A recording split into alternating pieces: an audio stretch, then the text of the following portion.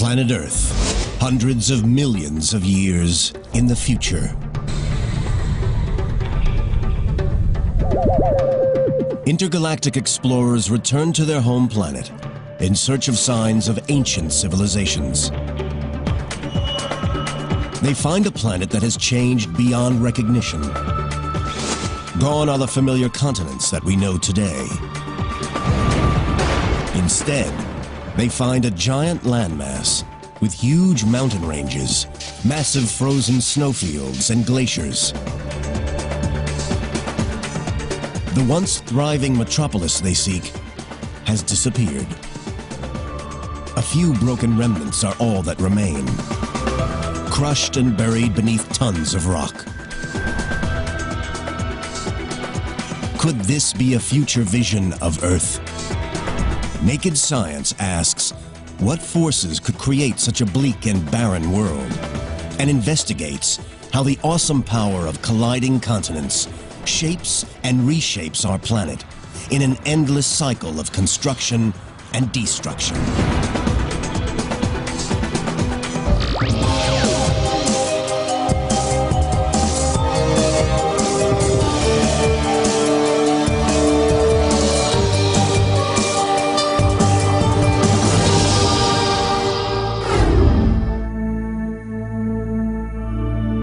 Our world, the Earth. From space, it's easy to see the distinctive pattern of land that makes up the continents: North America, South America, Africa, Antarctica, Europe, Asia, and Australia. Giant landmasses separated by oceans that stabilize the environment with hospitable weather patterns, suitable for civilization and cities to evolve and prosper.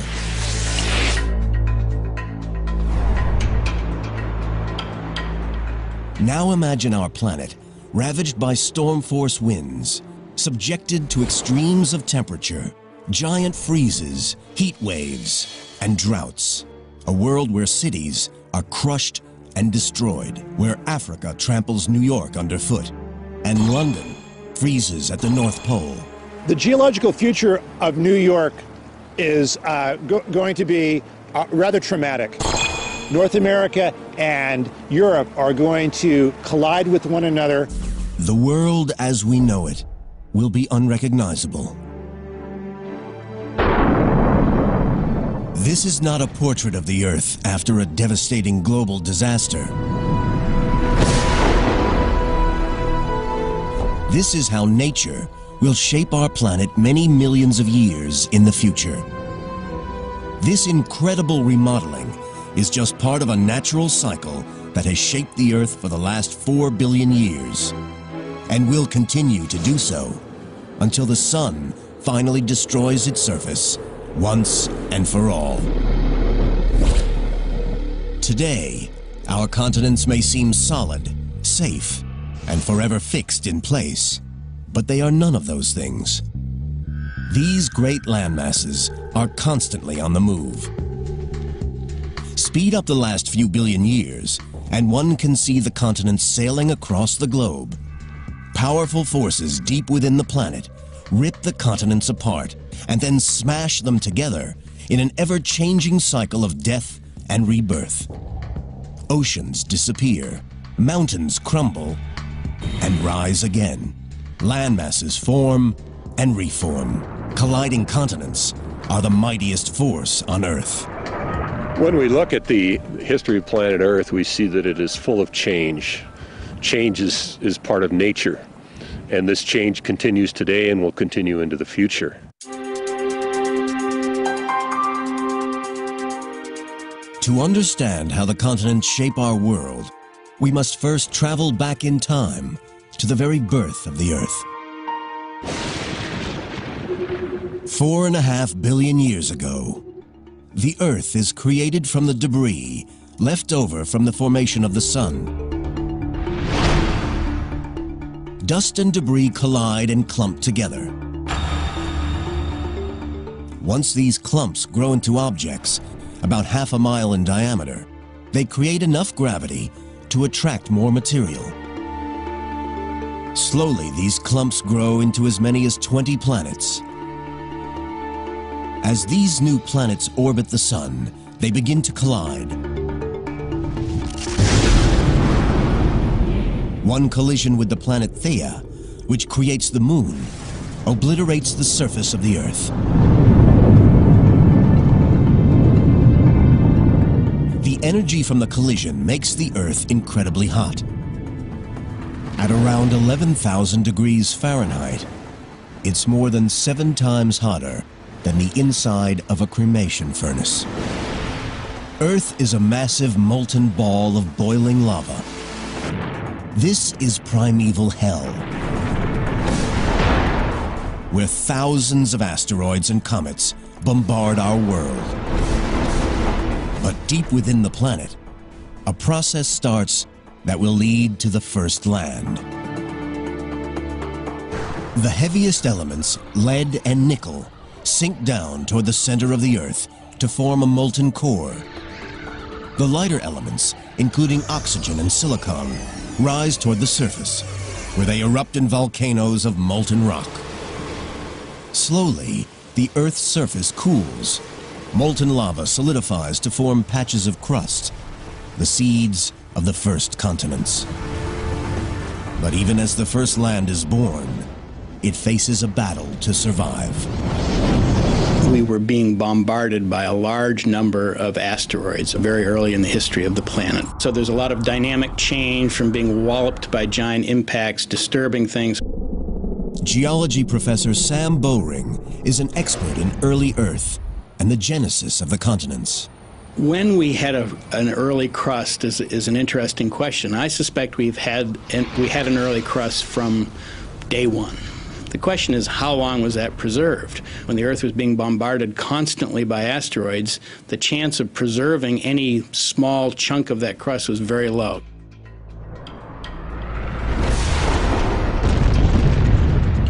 The relentless bombardment destroys the new planet's crust almost as soon as it forms.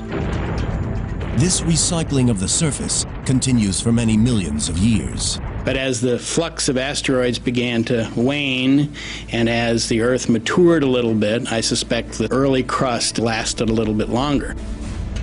Eventually, the barrage from asteroid impact slows down. The surface of the Earth continues to cool. But the Earth is missing one vital ingredient: oceans. Where Earth got its water has been a controversial topic over the years.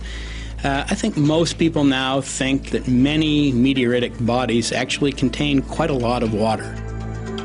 Water carried by meteors and asteroids may form the oceans that surround the first continents.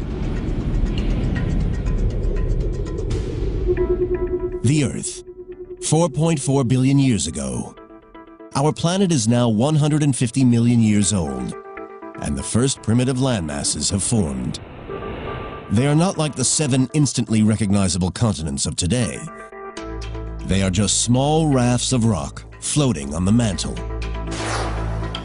But now a type of rock appears on the Earth's surface that will form the nucleus of future continents. A rock buoyant enough not to sink into the bowels of the Earth. Granite. In South Africa, in the Kapval region southwest of Johannesburg, geologists examine ancient granite that has survived the ravages of time. These are the ancient remains of what some people consider to be the first true continent.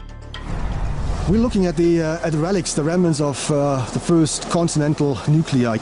This is one of the oldest, but certainly the best preserved continental nucleus in the world.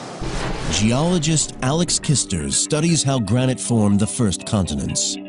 The rocks here are so important because they are remarkably well preserved, much better than anywhere on Earth. And that allows us actually to study processes that were involved in the formation of these early crustal rocks. Kisters is collecting samples to date the age of the granite. We're drilling these little rock cores, taking them out, and then sending off that later onto the lab to be dated. Dating rocks is a complex process because over long periods of time, the minerals can break down and reform into new rocks. Scientists look for an ingredient of rock that is tough enough to withstand the test of time. The answer is zircon, a crystal that is made inside molten rock as it solidifies. Even if the rock is destroyed, the zircons are durable enough to survive. Zircon is an incredibly interesting mineral, and it incorporates uranium and excludes lead, and that sets us up to have basically nature's time capsule. To illustrate this process, imagine that this hourglass is a newly formed zircon crystal. Sand in the top represents uranium.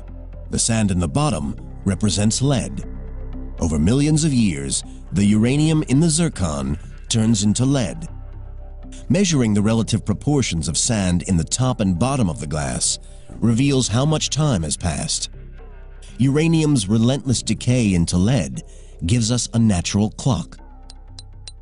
Using this technique, geologists date this granite at 3.5 billion years old.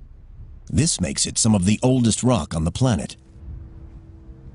These rocks make up a major part of what is known as the Kopval Craton. A craton is an ancient raft of rock, light enough to float on the mantle, and around which a continent will grow. Ancient cratons have also been found in the heart of the Australian and North American continents. The craton here in Kopval in South Africa stretches for 463,000 square miles. It's almost twice the size of Texas. Without granite, the craton and modern continental crust wouldn't exist. Granite forms when minerals in the crust melt, then react with water, cool, and crystallize. Because it is made of lighter minerals, granite is less dense than other rock in the mantle, so it floats on the surface and mixes with other rocks to form rafts of land.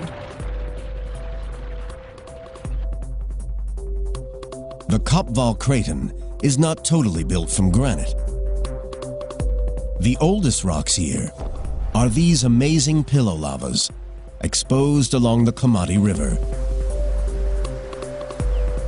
3.5 billion years ago, they form under the sea as lava emerges from an underwater volcanic vent. Upon contact with water, the lava immediately gains a solid crust, which then cracks and oozes additional large blobs called pillows. These rocks are amongst the oldest that we know. It's basically identical to pillow lavas that we see on the recent ocean floor or in settings like Hawaii. The Komati pillow lavas begin their life on the ocean floor, but are pushed up out of the sea to form part of a continent. But where did the granite come from? To create it, you need the right mix of minerals. A new theory suggests that life itself may have provided the missing ingredients. It may sound like an outlandish idea, but there's some evidence that living organisms that use photosynthesis appeared around the same time that the continents began to grow, 3.8 billion years ago. Scientists suggest that early organisms, microbes, help speed up the breakdown of rock emerging at the Earth's crust. Over hundreds of thousands of years, this rock breaks down into new minerals, which sink back into the mantle. Deep below the surface, they heat up and form granitic magma. The magma rises into the protocontinent, freezes, and forms huge solid rafts of granite.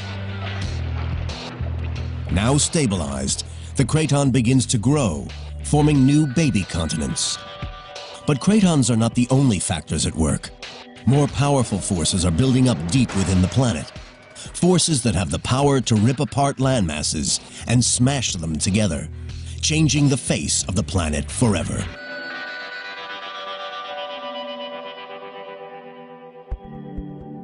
Four and a half billion years ago, the Earth forms.